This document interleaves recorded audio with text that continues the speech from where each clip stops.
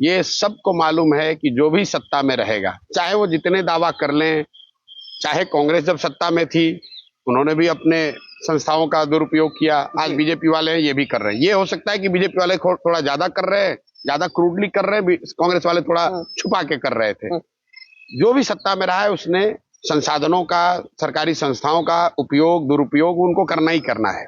अब जो लोग ये कह रहे हैं कि भाई मीडिया जो है वो बिल्कुल ही एक तरफा हो गई है, ठीक बात है, मान लो आज मीडिया एक तरफा हो गई, अगर आपकी बात को मान लेते हैं। मेरा सवाल ये है राहुल जी से कि भाई 2014 में जब लोकसभा का चुनाव हुआ तब तो मीडिया मोदी जी के हाथ में नहीं थी, तब तो इलेक्शन कमीशन उनके हाथ में नहीं था, तब तो ईडी सीबीआई के रेड आप पर नहीं पड़े थे, आपके साथियों पर। उस समय आप चुनाव क्यों हार गए, कैसे हार गए? और जब आप कर्नाटक में अभी चुनाव जीते उस समय भी तो मीडिया मोदी जी के साथ है, उस समय भी तो सीबीआई के रेड पड़े कर्नाटक में, उस समय भी तो कर्नाटक में कांग्रेस के बड़े बड़े नेताओं को जेल में डाला गया, फिर भी आप जीत कर आए। ये आपको क्या दिखाता है? मेरे भाई, अगर आप पब्लिक सपोर्ट आपके पास होगा तो मोदी जी जेल में डाल दें कि आप जेल में डाल दें, चुनाव पर उसका बहुत बड़ा असर होने वाला नहीं है।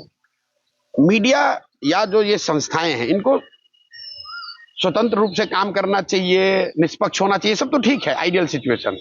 लेकिन बायस्ड मीडिया आपको चुनाव नहीं हरा सकती है। मीडिया तो एम्पलीफायर है, अगर जमीन पर टर्बुलेंस दिखेगा तो मीडिया उसको थोड़ा कम दिखाएगी या ज्यादा दिखाएगी, दिखाना तो पड़ेगा ही पड़ेगा।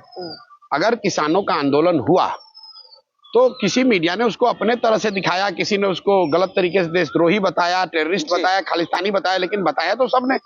पूरा देश जानता है कि भाई मोदी जी के खिलाफ किसानों का आंदोलन हुआ जी। अगर सीए एनआरसी का आंदोलन हुआ तो मीडिया उसको ढक छुपा तो सकती नहीं है। आज खुद ही कांग्रेस पार्टी अगर सोशल मीडिया का उपयोग आज वो कर रहे हैं तो खुद ही दावा करते हैं कि हमारे यूट्यूब पे इतने व्यू आ रहे हैं, ट्विटर पे इतने व्यू आ रहे हैं। यही लोग हैं 2014 में आप ट्विटर यूट्यूब का इस्तेमाल नहीं कर रहे थे तो आप कहे कि भैया मोदी जी तो फेसबुक की वजह से जीत गए।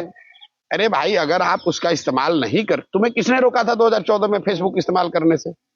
आपको किसने रोका था? आज आप मुझे ये बताइए कि जो इंडिपेंडेंट मीडिया है उस पर जब मार पड़ती है, कितने पॉलिटिकल पार्टी और नेता जाकर उसकी मदद करते हैं?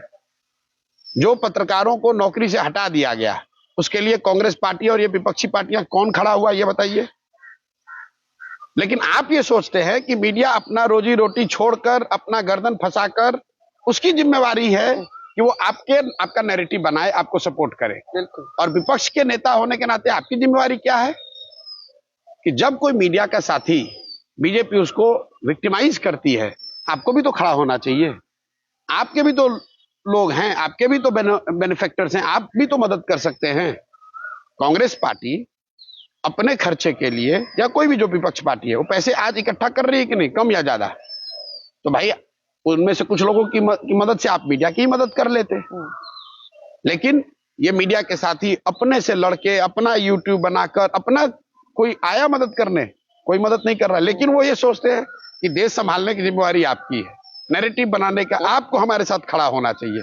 इट्स लाइक, मतलब why are you playing the victim यार? You have been in the power, you did not created the system which was full proof like it is say in countries like states where nobody could hijack it. Now that partially or otherwise or more it has been hijacked, you are crying foul. भाई, booth पहले भी तो लूटे जाते थे।